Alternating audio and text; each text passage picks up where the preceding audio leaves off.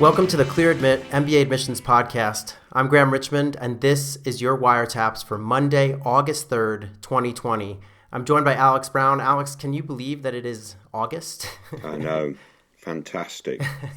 Time is flying by. There's a lot going on. I did want to mention I'm actually broadcasting this podcast or recording it from altitude. I'm at 1,700 meters above sea level in the French Alps. So I'm technically on a kind of, I don't know what I'm calling it, vacation, but I'm still working a bit. So, but anyway, so this is the first time we've been at this altitude for the podcast. I presume you're still in Cornwall, England. Things are good there? I'm still 100 meters from the sea. Yeah, well, that's good. So there's been a lot going on over the last week, and I just wanted to run down some quick kind of news items. Harvard announced last week that all interviews for this admission cycle are going to be virtual. I mean, that's not surprising to me. What do you make of that? Yeah, I mean, I'd be shocked if that's not what all the top schools do. The current environment, especially the schools in the United States, given the current environment with COVID-19, one thing I like about Harvard is it gets out the gate early and makes decisions and sticks to them. Yeah. So fair play to them for making this call. I expect to see a lot of the other schools follow suit very shortly. And I will say, I mean, this is tough for HBS because the interview is really important. I mean, they're a school that, you know, they whittle down the pool quite substantially when they're trying to figure out who they're going to interview. And the interview is super important to make that final decision for them. The interviewer has read the candidate's file, so it's usually a really personal kind of experience.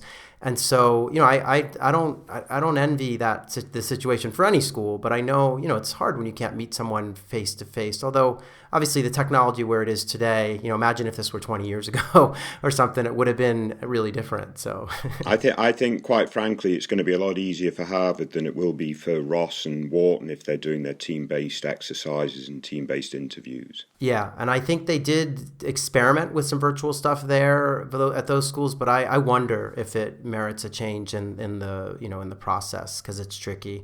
Other big news out of the MBA space was Georgetown McDonough announced that their program is going to be 100% online this fall, which is not the same as what we're hearing from other schools. I mean, it's been a mixed bag, and I think it really depends on where the school's located.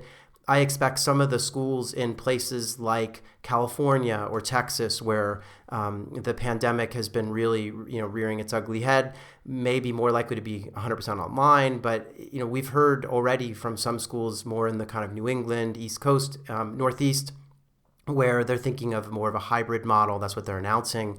I think this is all in flux, but it really is, it's just crazy. I cannot believe how, you know, there's just so much uncertainty that candidates have to deal with, and I definitely feel for them and the schools too. Yeah, I mean, any of the folks that obviously are relocating for their MBA, which is the majority of top-tier business school candidates, there must be a high level of stress and uncertainty right now, let alone the folks on waitlist trying to figure out where they're ultimately going to attend. But even those that know exactly where they're going, I mean, when do they move? Do they move? Are they doing it online? Yeah. You know, it's a moving target. And the news out of the United States, frankly, Graham, is not particularly good regarding to COVID-19. No, it's still on the rise. It seems like, I think it's, just so hard to know what's going to happen. And I think it's tough for the U.S. schools right now because they have to deal with COVID. They also have to deal with, you know, the current administration's kind of immigration policies and the election in the fall. Like, there's just a lot of uncertainty. Yeah. And we're actually seeing this play out. I mean, I've, you know, heard from a number of candidates who are trying to make decisions about where to attend. And I talked with a candidate the other day who, you know, had money from a school that's maybe one notch below a school that, you know, you would say, oh, just go to the school, the top school that, you know, there's no money, but no brainer. But this person said, you know what, I'm going to take the money. There's so much uncertainty. And this is a good school. It's not like it's a dramatic drop, but this person was just saying, you know, I just don't know what kind of environment I'm going to graduate into.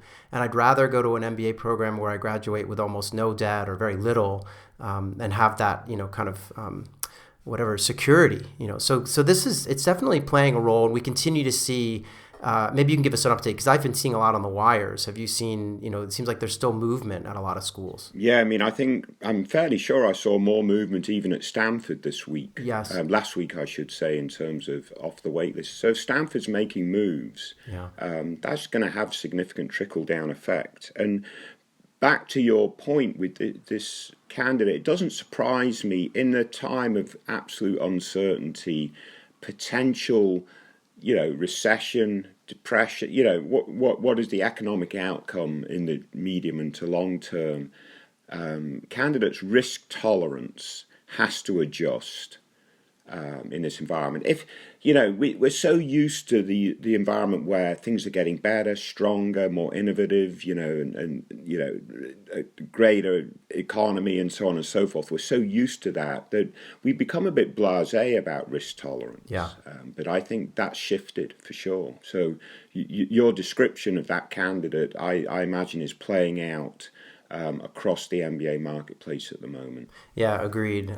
So a couple more things before we get to the wiretaps. Say some good news, Graham. We need something good, positive. All right. So some positive news is that tomorrow we're doing the next class in the Admissions Academy, and it's going to be all about recommendation letters. And I think this is like such a crucial part of an application.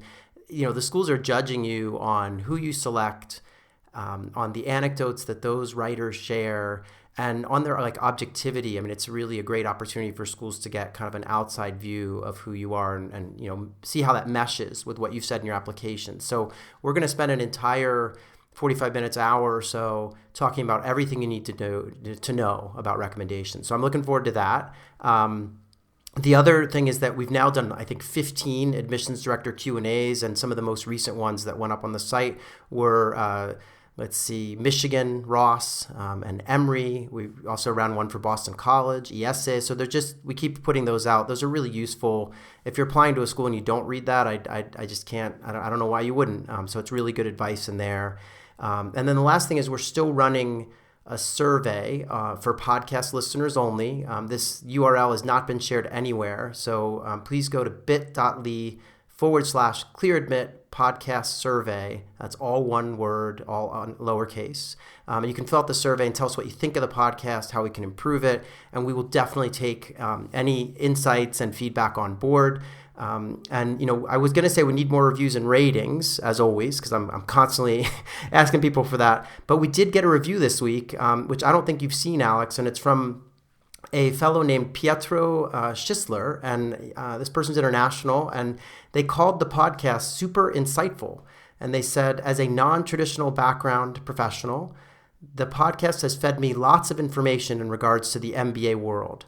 I much appreciate it. Listen to it, even if you think you already know all there is to know. You will be surprised. So apparently we're unveiling gems and stuff, Alex, as people listen. But it's nice to get that feedback. So thanks, Pietro, for that. No, that's fantastic. And I'd just say also, I know we had a quick conversation before we came on air, Graham, about the survey, and you said we had a number of responses already. So I just wanted to personally thank those folks. Yeah. That have already responded to the survey, because it is really important for us. We're kind of shooting in the dark a little bit in terms of putting these podcasts out, so getting that direct feedback is super important, and we will respond to it. That's, if we're asking you to spend time, effort, and energy going to complete a survey, you can be assured that your feedback will help shape some of the things that we do in the future. Yeah, and we're all about that. I mean, we're actually working on a big kind of top secret project at ClearAdmit that's going to allow candidates to do some really cool stuff on our site this fall. So, and that was all based on, the kind of noise from the crowd. So we always want your feedback. So Alex, you picked out 3 ApplyWire entries. We're definitely in, the next cycle, basically people kind of really wondering what their chances are. So anything else before we kind of dive in and start talking about these candidates? No, let's kick on. All right. So this is Wiretaps candidate number 1. This person is applying to 5 schools and will hope to start in the fall of 2021. They're looking at Columbia, Dartmouth, HBS, MIT, and Wharton. So all top schools. They've been working in consulting and are thinking about a kind of entrepreneurial career after business school. The GMAT was 740, and GPA was 3.8. They wrote 8.8, but then corrected that later. Of course, I missed that correction, so my comments on their post are a little off. And then they've been working for 4 years. They're currently in London, and they want to end up in the US, East Coast. And it's actually an interesting background that this person has because they're a manager at a consulting firm. They mention it's a tier right below MBB. So let's assume a Deloitte or one of those types of companies. They've worked in New York for a year, Singapore for 1.5 years, and now London for 1.5 years. And they mentioned they went to a top 5 NESCAC school. I guess it's NESCAC. And those are a group of liberal arts colleges in the kind of, I think it's New England area. And it's I think it includes Connecticut College, Williams, some of the top schools in that kind of region of the U.S. They indicate they're really interested in healthcare, have been working a lot on projects in that domain. And they also mentioned they're a avid squash player. They take part in tournaments. And they mentioned they're originally from Pakistan. And also, you're going to love this, Alex, they are a huge fan of the podcast. And they find it inspiring to hear about so many great candidates. And they love the insights that you and I deliver week in and week out. So they asked to be featured, and here they are. What do you make of this candidate? They spelt your name wrong, Graham. They did? Oh, yeah. Well, that's okay. I'm kidding. Frankly, Graham, this person's got to be a great candidate. The international experience in of itself, so they've worked in New York, Singapore, and now London. They're a manager at a maybe a second-tier consulting firm or whatever, but it sounds to me like this is pretty highbrow international exposure and experience, Graham. You combine that with their numbers, 740 GMAT, 3.8 GPA. That's got to be fantastic. They've got a passion for healthcare. We need more and more people having passion for healthcare, given the current crisis and potential future crisis of a similar nature, right? So healthcare has got to be a more and more important domain of whatever, right? Yeah. In terms of helping shape the world and taking care of everybody. So to me, this person fits all the dots. Should be applying to the type of schools they've selected, right? So they're targeting top tier programs. It surprised me that it didn't include Kellogg in the mix, given their healthcare focus, their consulting experience and so forth. So maybe they need to look at Kellogg. And so there's a couple of things I wanted to run by you, Graham. Okay. They're from Pakistan. How does that dial into the mix in terms of impacting their overall profile from your point of view? And then this idea that they're an avid squash player and clearly play the sport at quite a high level. So that's sort of, the candidate that's a sports star and does something at a very high level. Again, how do you dial that into impacting an MBA candidate's profile? Yeah, so I think it's really interesting because, and I asked them this question, they haven't responded, but I asked on the website. I kind of wondered, do they have U.S. nationality or or a green card? I was kind of curious to know that. But frankly, even if you could argue that folks from Pakistan are maybe overrepresented in the applicant pool, or kind of often are male engineer types or whatever, that there's this like stereotype that exists. What I like about this candidate is that they did undergrad in the U.S. and it sounds like they maybe grew up in the U.S. right? So they're not I wouldn't put them in the same category. And what I mean by that is just simply that they've actually already demonstrated a high level of performance in a U.S. top-tier academic institution, and that's worth something. I think that whenever you're dealing with an international candidate who's not in the U.S. and didn't go to undergrad in the U.S., there's always that little bit of uncertainty about, how well do you know their undergraduate institution, and that won't happen in this case. So I think this person, despite maybe being a little overrepresented in some aspect, right? You could argue kind of Asian American, or South Asian American, however you want to characterize, is still, they're rising to the top within that group for me because they went to a great undergraduate program, they did well, and the test score, as you pointed out, everything's good, right? So I think the only other thing I would say is squash is, they obviously, as you say, they're competing at a high level. That's all terrific, and they're passionate about it, and it sounds like they probably did it in college and are continuing, to do so. I would say it's not the most unusual activity, and I hate to do this, but especially, you find a lot of squash players at these like liberal arts colleges. It's a really popular sport. And you also find a fair amount of squash players in South Asia, and I'm not sure why that is. It must be, they're just, I don't know, it's a popular sport there or something. So I don't know that it necessarily jumps off the page the way, what did we have someone last week that was like a figure skater, Right. right? So it doesn't jump off the page like that for me, but it shows that, I mean, again, this person, I love the international experience. I mean, isn't there like an MBA program where you spend time in, New York, London, and Singapore? Like that exists. I think there's like some kind of alliance between 3 business schools. So I was like impressed to see that this person has worked in, North America, Europe, and Asia.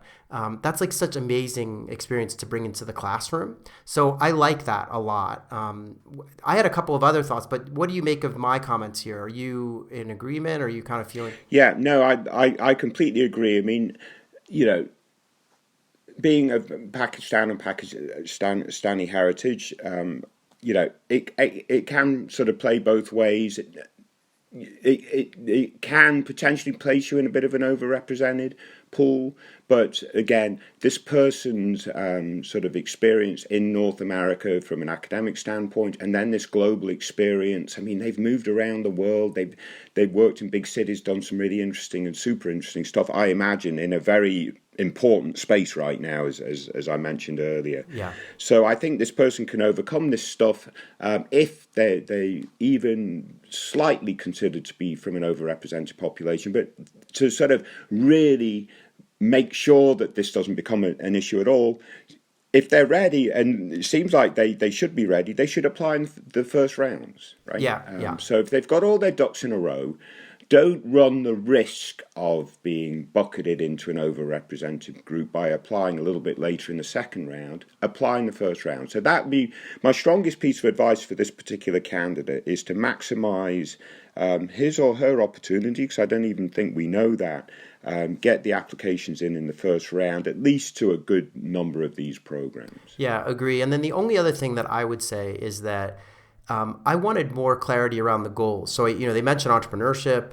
They mentioned they're really interested in, population health. So I just would want to know more about that. And I think to the extent that they can stay in that healthcare domain and have entrepreneurial goals there, that's smart. At the same time, I do wonder whether they should have an intermediate step. Like what might they do in the short term? Like would they go to a biotech company or a major healthcare company and work for a year or two, maybe a former client or something, and then go and launch their own thing? Sometimes that's a bit more palatable and feasible for someone who has no track record of running their own company. But again, I like this candidate. One last thing about school selection. I think Kellogg's not here just solely because it looks like they basically drew a circle around the Northeast where they want to land and just pick the top schools in that region. So I'm guessing that's what it is. That's why there's no Stanford or Kellogg or Booth.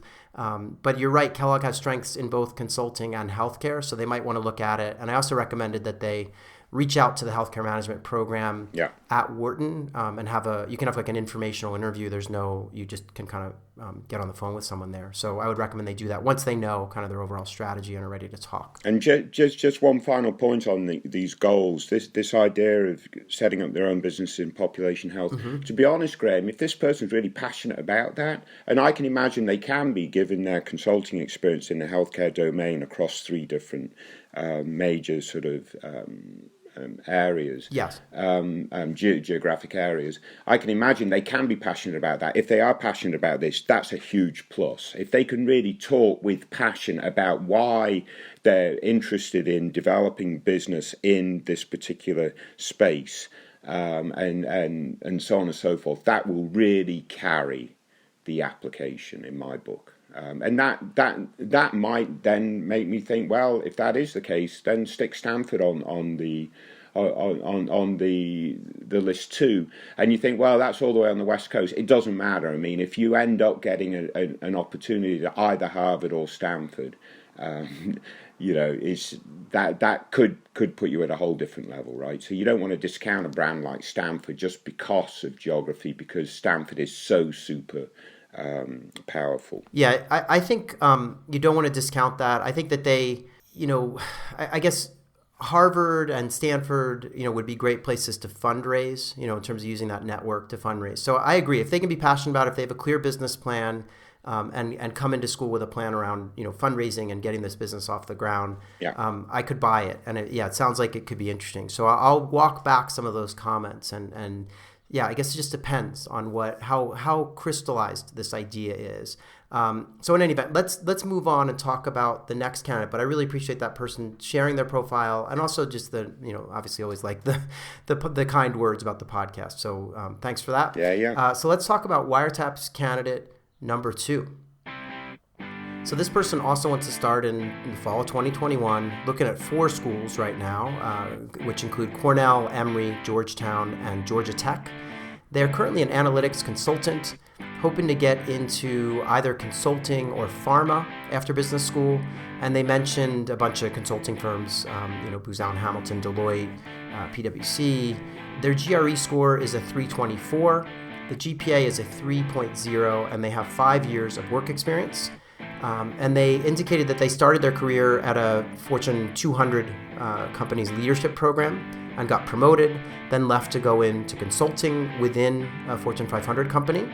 They've been promoted again, and they work only in the kind of pharma domain. So I guess with all this COVID news, you ended up picking some some pharma folks this week. And they mentioned that their big questions are like, where should they apply? Because they want to either go to a leadership program in big pharma after business school, or maybe stay in consulting.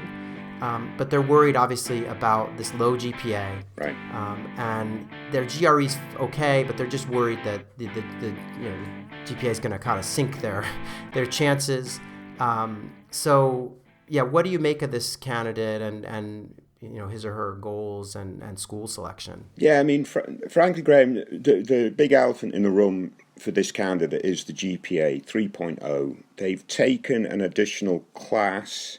I've taken 2 quant classes and obtained A's in both classes. So that's obviously a good thing to have done. My fear is that low GPA combined with GRE does not carry much weight, which I think is a reasonable fear in the admissions process. But again, they've done the corrective action, i.e. take a couple of classes. If they think they could take another class and get another A, that further proves their point that they will be ready when the MBA program starts. So to the extent that they can continue doing that, that's probably going to be helpful. The 324 GRE is a decent score. I think what the candidate is saying is, in combination with the 3.0, it's not a great score. But nevertheless, it's a pretty decent score, I think. I think this candidate should be looking at Duke and Keenan-Flagler as real good target schools. And their pushback is, they think, or at least their initial pushback was that they think Keenan-Flagler is a reach school for them. But I'm not sure that is the case. They've been promoted twice. So they've done well. It seems like they've done well in their career in the leadership program. They were promoted once, and then when they moved into the consulting firm, they've also been promoted again. So if they can really show impact at work and a passion for this pharmaceutical space, then these programs like Keenan-Flagler and Duke that have very strong, elements in the healthcare sector, and they're in that research triangle and so on and so forth. To be honest, Graham, that's where I think they should be really pushing their candidacy. Yeah, and I think it's interesting. They had Cornell on their list, and you could argue that Cornell is certainly at least as highly ranked as UNC, right? I mean, they're and even Duke, they're in the, and many would put it a little bit higher, quite frankly, right? So yeah, I didn't really understand their argument against UNC because, frankly, it's in the same tier in my book as some of the other programs they've listed. Yeah. One thing we didn't get from this person is like where they want to be, and I noticed that they had a bunch of schools that are kind of like Georgetown, Georgia Tech, and Emory are all arguably, kind of mid-Atlantic or southeast, right? So, and then we mentioned UNC and Duke, and they seemed excited about it, even though they're worried maybe it's not, that they're not competitive enough. But so it sounds like they have a focus there in that region. I don't know if they've been working there or what, but, and that's fine. I think the one thing I wanted to mention is that they said in their note that they've been told that, let's see, where is it? That other parts of my application will hold more weight if I submit a GRE instead of a GMAT. So I think, I just to kind of get into that, what they're saying, I think what they're trying to say is that if you submit a GRE, because schools like prefer the GMAT, that they kind of discount a GRE and then they just rely more on the rest of your application materials. I don't know where that comes from. Like, I think maybe in the first year that schools started taking the GRE, they might have had some trouble like figuring out exactly what it means to get a 324 on the GRE. But we're now like 10 years into schools accepting the GRE, and I think there's no real difference in terms of a school looking at the score and then like not like discounting it or something. I think they really, they just take the score and use it. So I really don't think that's an issue. And again, the 324 is fine. It's not at the level of like a Harvard or a Stanford GRE average, but it's certainly at the level for the schools this person has on their list. So I think that's fine. I guess, yeah, I would roll the dice, like you say. I would go after some top schools because, they have an impressive career with good progression. They've done well in the GRE. They've taken these classes. So I would go for it. I mean, I think they could probably, look at like Cornell and Emory as well as UNC and Duke and Georgetown and probably be fine. Like, I think they would hit on one of those for sure. So anyway, that's my take. But I this is an interesting candidate. I mean, it's always a tough one when you've got a low undergrad. I did wonder, like, well, what are the circumstances behind the undergraduate GPA, and what classes did they do poorly in? And we could get into all of that, but that's always interesting too. Like, is there an upward trend or downward trend, or poor scores in courses that would be relevant to business school, or so there's a lot to unpack there. Right. But I think this person can apply to better schools than they're thinking out of the gate. Yeah. And they're also involved in that, they're on the board of a local nonprofit. They participate in mentoring programs. That's really good stuff. Yes. Assuming that they're participating in these activities because they're interested in doing them rather than just doing them because it's the right thing to do. Sure. But mentoring is typically thought of quite highly in the admission circles.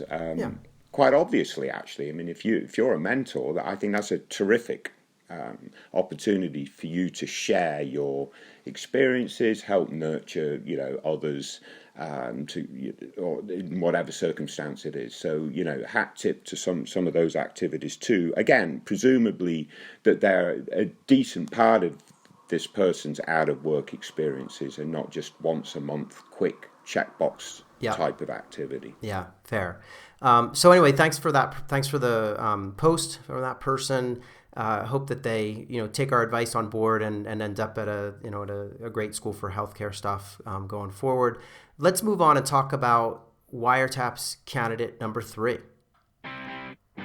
So this person listed just one school, which is Georgetown, and they're hoping to start in the fall of 2021. They've been working in education and kind of nonprofit human capital before business school, and they're hoping to move into consulting. But they want to do it in the kind of higher, in the education space, or maybe social enterprise or human capital. So what I would kind of call, just kind of, social impact type consulting. They have a GPA of 3.0, so this is our second 3.0 GPA of the day on the podcast. They've been working for 7 years, and I should mention that there are a few details here that are important. One is this candidate mentioned that they're looking at some full-time programs, but mostly flex programs so that they can kind of work and study at the same time. They also mentioned that they're a Latinx candidate, and so underrepresented minority, and that their low undergraduate GPA might be compensated a bit because they have a 4.0 graduate GPA. They did a master's in education. They're also a Teach for America alum, so that's just another kind of piece in their profile. So what did you think of this candidate? Because I know you had some back and forth with this person on the site. Yeah, I had a little bit of back and forth, and they obviously they've got the 3.0 GPA. That's a potential issue. They got a 4.0 in their masters in ed, so that obviously helps. TFA alumni, I think, is a positive. We see quite a few folks coming out of Teach for America, applying to top programs.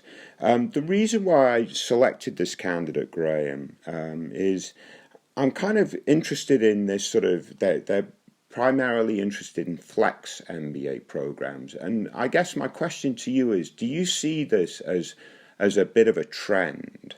We're seeing more and more programs offering sort of hybrid type models, and certainly now that they're having to do this in preparation of, during the COVID-19 pandemic, are some schools going to examine this new sort of hybrid model that they've in effect had to develop for their full-time programs and potentially continue to offer this sort of opportunity in conjunction with a more traditional full-time experience somewhere down the road? I just thought it would be an interesting discussion.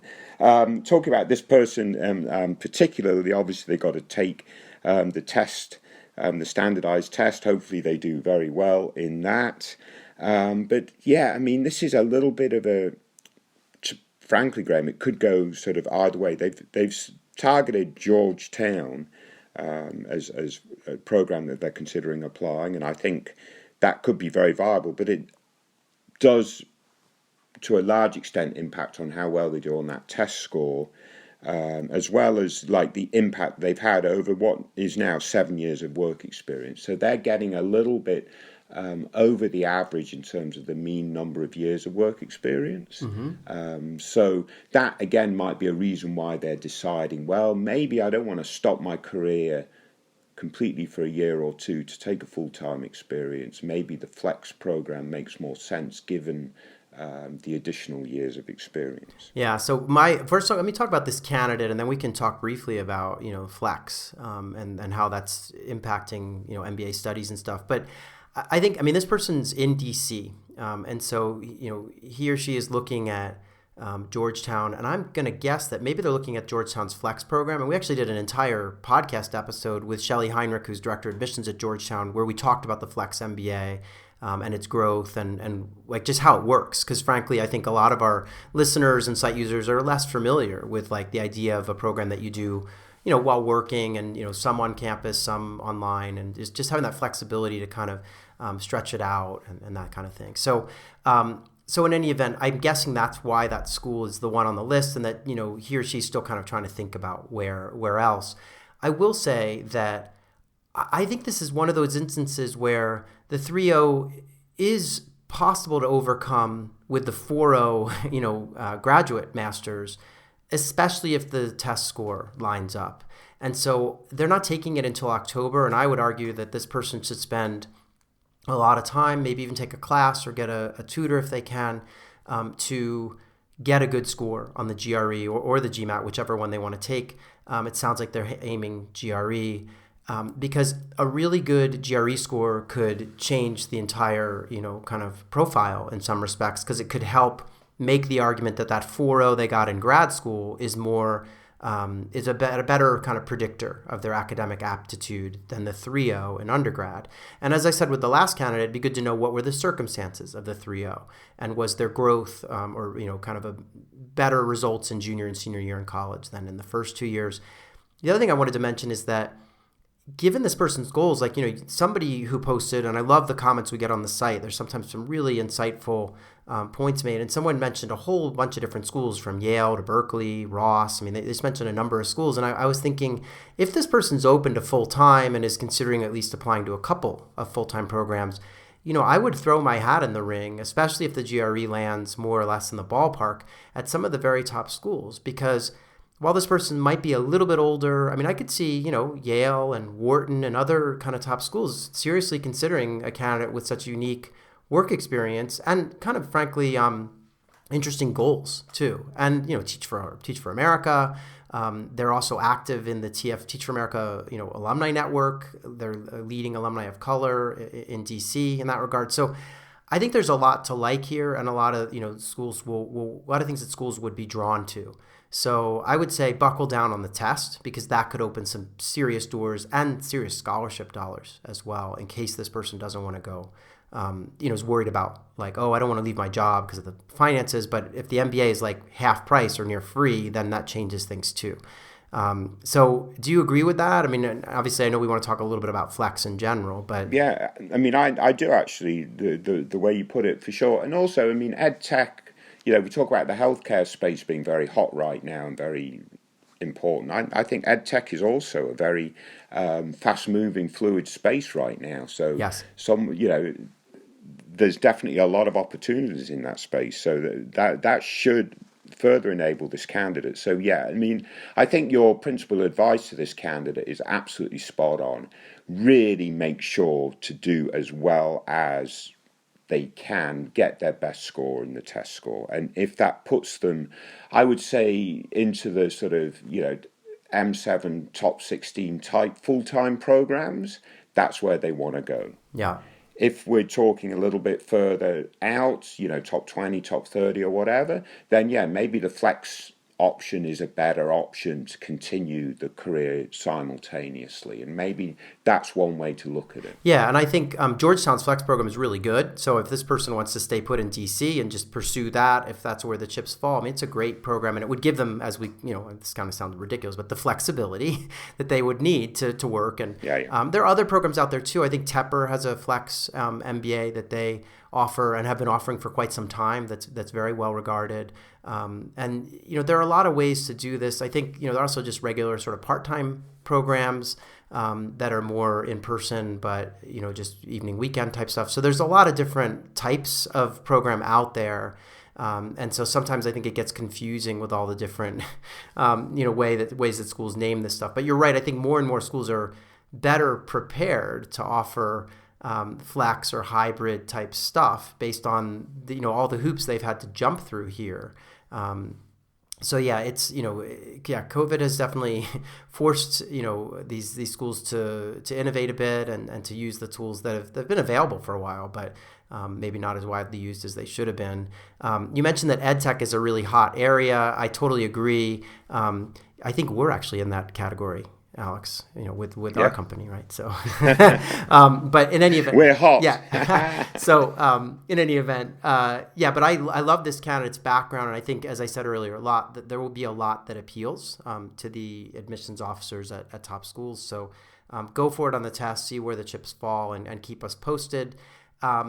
Anything else for today? I did want to just kind of nudge people one more time to go and fill out our podcast listener survey. Again, you just go to bit.ly /Clear Admit Podcast Survey, all one word, all lowercase. We'd love to hear from you and, just use your feedback to make this podcast as great as it can possibly be.